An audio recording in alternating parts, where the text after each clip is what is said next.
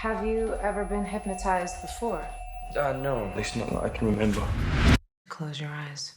There you are, in the passenger seat of an open-top car, and with every mile you travel, all your problems Where is the painting? I don't remember.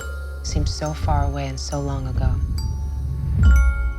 You begin to remember what you did with the painting.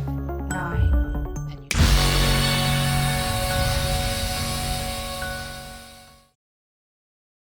All right, Mr. Boyle, let's talk all things trance, a fantastic and wonderful film to watch. Very, cool. very entertaining.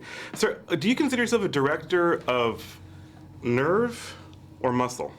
Well, you kind of like, I like the films to be visceral, so I guess, you know, I like the appeal of them to be tangible. And I like a film when it begins, that it comes bursting into the room. You know, you're sitting there, the film kind of, it doesn't slide in unannounced, it's kind of like says, hello everyone, I'm here. So I like that to have a kind of, so I guess you'd say that's muscular in a way. It's kind of like, but you also, certainly with this film, as the film goes on, you expect people to make a contribution to it because obviously it's a puzzle and there are certain clues and the characters are trying to work out this puzzle of their own making. So that requires a degree of nerve as well, I think, where you're actually asking the audience. You're not just presenting the goods the whole time, you're asking them to make a contribution. And it is an interesting film for that because although it's like dark, I think of it as like a date movie.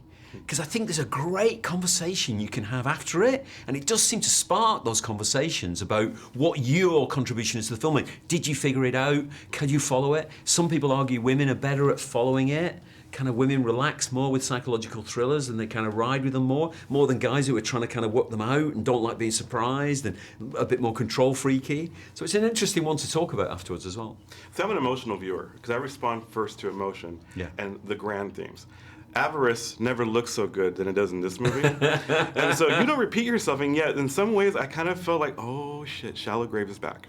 Yes, it is a bit, isn't it? Yeah. It's kind of like the object of desire, obviously, in this one is this painting, or certainly it's the trigger, although it's not really about a stolen painting. They appear to be chasing a painting, but it's the other things that spin off from that become the crucial deciding factors, the memories that are uncovered alongside the memory of the painting, of where the painting is. So, but it is about objects of desire.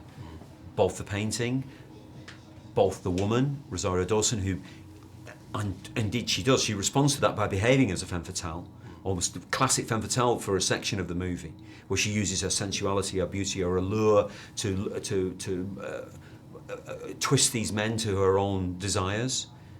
So it's a lovely like combo of that. Yeah, it's back to Shallow Grave in a way. But in a much more, I have to say, darker realm, if that's even possible, because it's more realistic, I guess. I guess it's more us. Because these are not immoral people to me. I didn't see them that way. No. And I mean, the other one is kind of simplistic, really. It's just about money and how it changes you. This is about the 100 billion neurons that are firing around your brain the whole time, and how crazy, dangerous, damaging it is if someone gets in there and begins to alter them slightly, which is, of course, one of the powers that hypnosis does have on a small percentage of the population. They say, as it says in the movie, 5 to 10% of the population are extremely suggestible. They want change, they want you to rewire them in some way. It's happening right now.